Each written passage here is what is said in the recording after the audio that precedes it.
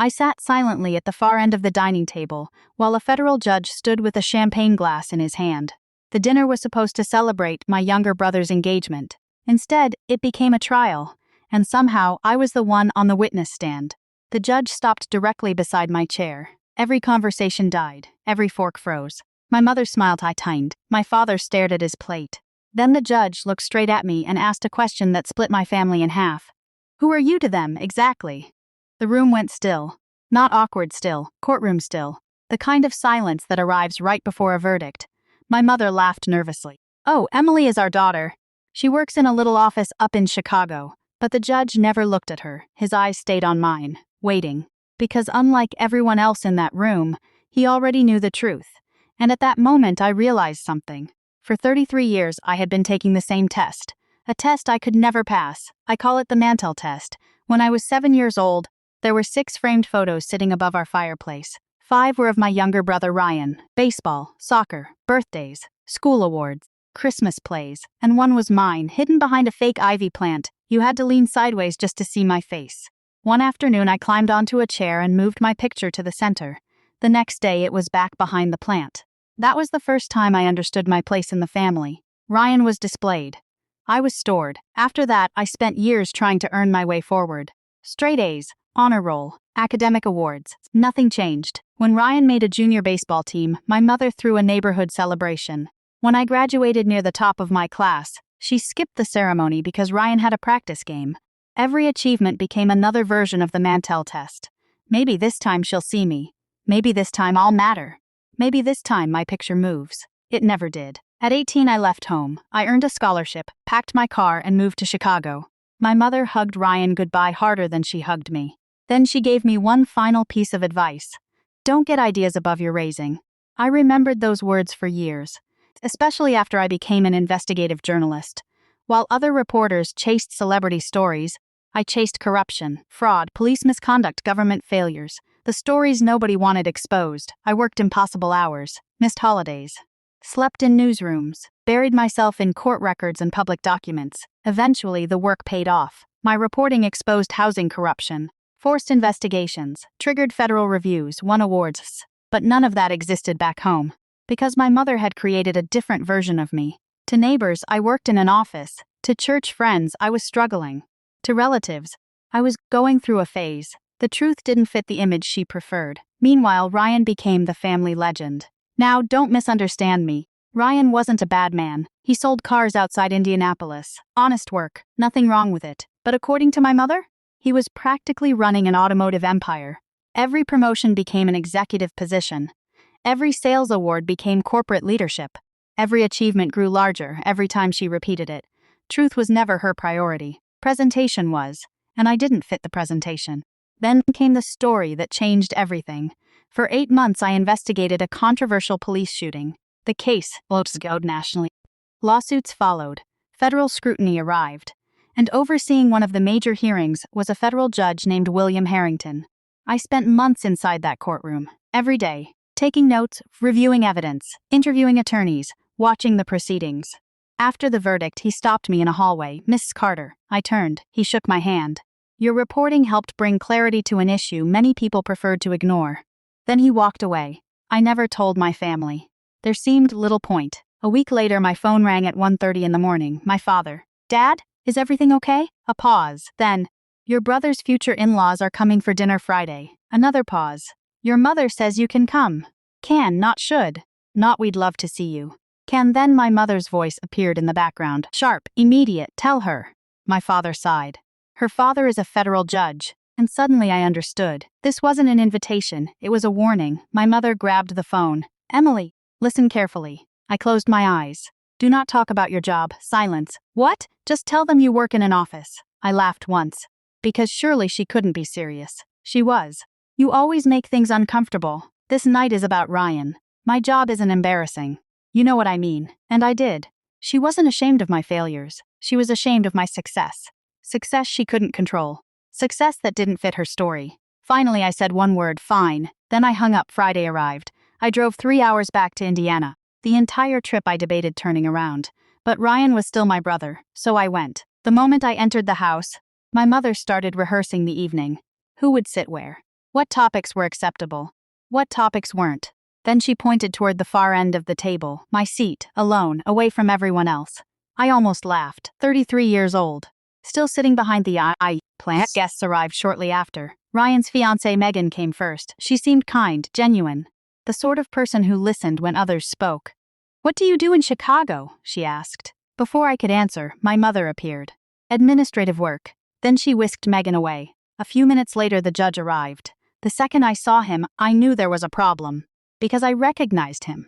And worse, he recognized me. Judge Harrington shook my hand. His eyes narrowed slightly. "Emily Carter." Not a question. Recognition. I saw the moment confusion entered his expression. Because the woman my mother described and the woman he knew weren't remotely the same person. Dinner began. My mother dominated every conversation. Ryan's accomplishments, Ryan's future, Ryan's career, Ryan's plans. Any question directed toward me was intercepted, redirected, buried. The judge noticed. His wife noticed. Megan definitely noticed. Every time someone asked me something, my mother answered for me. Every single time. The judge became quieter as the evening progressed, observing, collecting information, like he was building a case. Finally he stood and tapped his glass. The room fell silent. My mother looked thrilled. This was exactly what she'd wanted. Validation from important people. The judge began speaking about family, character, trust, marriage. Then he slowly walked around the table. When he reached me, he stopped, turned, and asked, "I have to admit, I'm surprised to see you here." My mother's smile flickered. Then came the question, "Who are you to them, exactly?" My heartbeat thundered. I had a choice. Protect the lie, or tell the truth. For a moment I thought about shrinking again. Just one more time, one more dinner, one more performance. Then I remembered every mantle test, every erased achievement, every rewritten story, and I was done. I am their daughter. I looked directly at the judge. And I'm an investigative reporter for the Chicago Herald. The silence hit instantly. My mother laughed. Too quickly. "Oh, she writes little articles sometimes." The judge cut her off, not rudely, just decisively. "Mrs. Carter." The room froze. Her reporting on the Southport police shootings was cited repeatedly in federal proceedings. Nobody moved. Nobody breathed. The judge continued. "Some of the most important investigative journalism I've seen in years."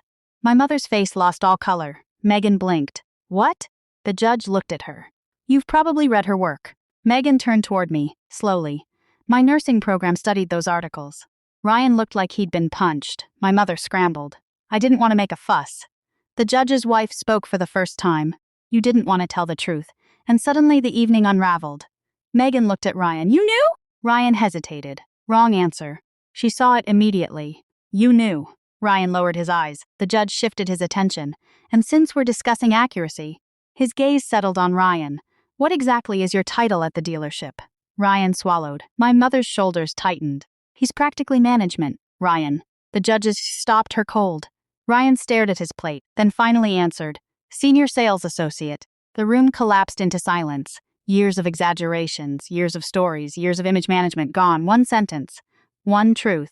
Megan pushed back her chair. "I need some air." Ryan reached for her. She pulled away. "No." Her voice shook. "Your mother lied about your sister."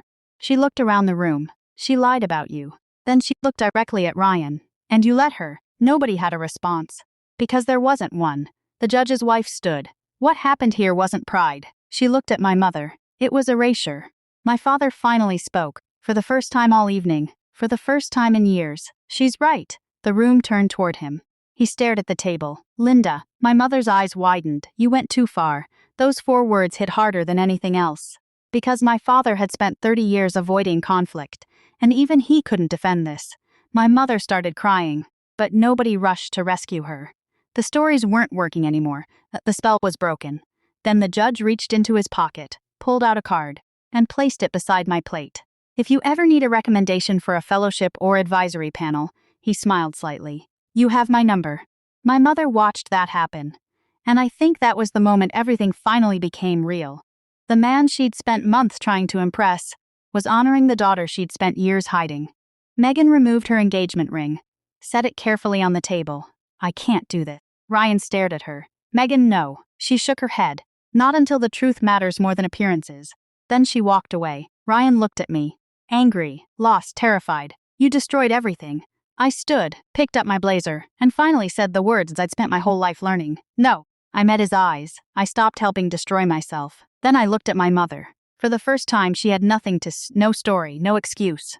No rewrite, just silent I left, no dramatic exit, no slammed door, just peace. 3 weeks later, Megan called me, then Ryan. He started therapy. Eventually, he apologized, not perfectly, not dramatically, just honestly. For once, my father apologized too. 3 words, I am sorry. It was enough. 6 weeks after dinner, my mother sent a text, I miss you. Nothing else, no guilt, no manipulation, just that. Months later, I returned home. When I walked into the living room, I stopped cold. The mantel was unchanged, same fireplace, same frames, same ivy plant. Except one thing, my pictures sat in the center, visible, unhidden. The ivy had been moved aside. It wasn't a grand apology, but it was proof. And proof matters. I learned that as a reporter.